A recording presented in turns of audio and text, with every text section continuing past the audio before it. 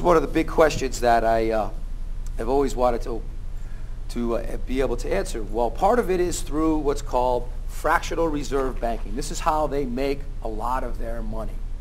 And basically what fractional reserve banking is, and this is purely legal, and that percentage has actually dropped since I actually did the confirmation of the data, but I'm not going to change it just to keep with some accuracy. Basically what fractional reserve banking is for every $10 they have on hand, they can loan $100. Now this is what kind of started the savings and loan scandal back in the 80s there, where a bunch of banks were going belly up because they had overextended themselves way too far. Yep. Now since that time, basically when we get into debt, as far as you and I, we owe to a local bank. Now when our government gets into debt, they owe it to the central bank, which is basically a world bank.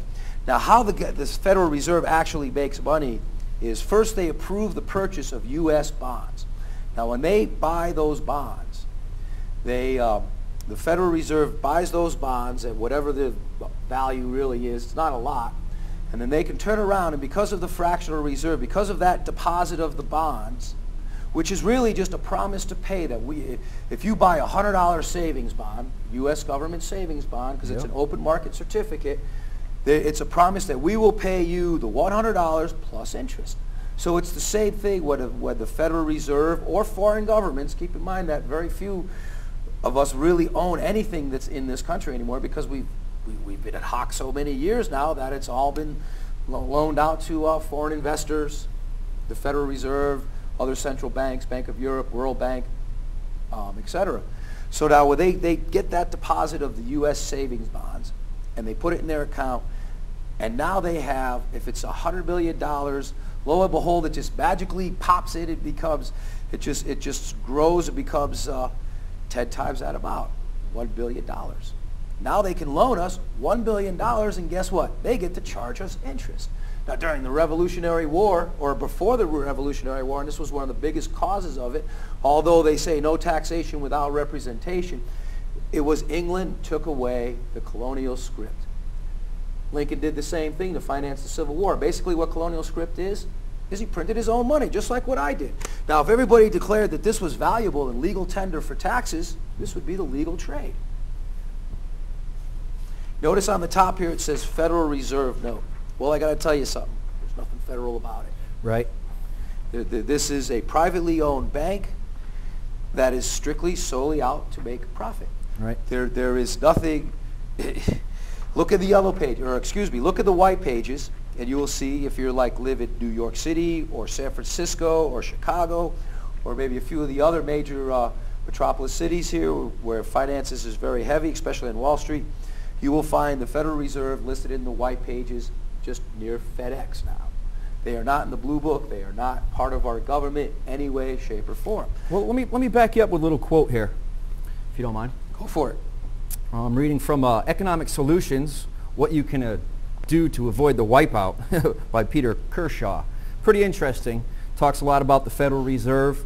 And here we have Congressman Louis T. McFadden, chairman of the House Banking and Currency Committee, addressed the House on June 10th, 1932. And here what he has to say, and it's on congressional record. We have in this country one of the most corrupt institutions the world has ever known. I refer to the Federal Reserve Board and the Federal Reserve Banks. Some people think the Federal Reserve Banks are U.S. government institutions.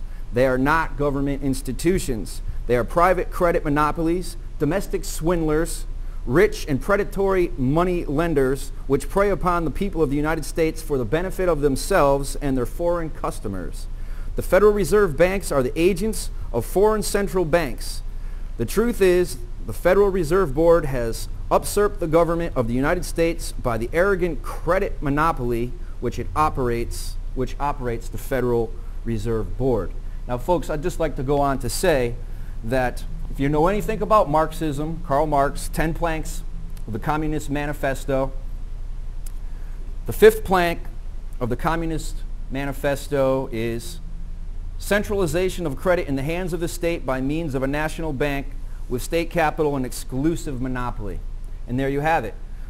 It's a socialistic, communistic operation going on in our government. And even Mr. Aldrich, let me find what I was about to say, and I'll let you go on, because 10 years prior him to coming up with the Aldrich bill, okay, he had called it himself a communistic plan himself. He had said this. So, you know, a lot of people are too busy to try and figure out what's really going on. In fact, another interesting quote is what is money, is what we talked about a little earlier.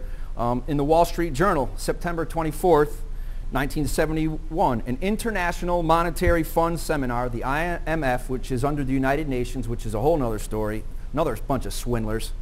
The International Monetary Fund seminar of eminent economists couldn't agree on what money is and how banks create it. Now, you know, just a little food for thought there, folks.